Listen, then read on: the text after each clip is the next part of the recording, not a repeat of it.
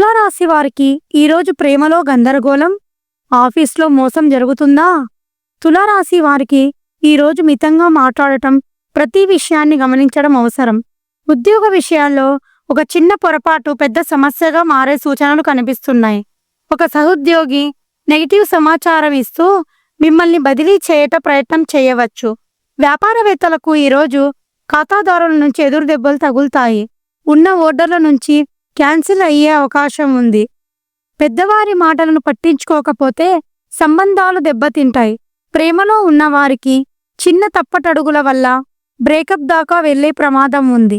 అయితే తులారాశి వారికి మధ్యాహ్నం తర్వాత ఒక ఫోన్ కాల్, ఒక ఫ్రెండ్తో మాట్లాడటం ఆ రోజంతా మారుస్తుంది. మానసిక ఒత్తిడి నుంచి బయటపడతారు. శివనామస్మరణ శుభం తీసుకొస్తుంది.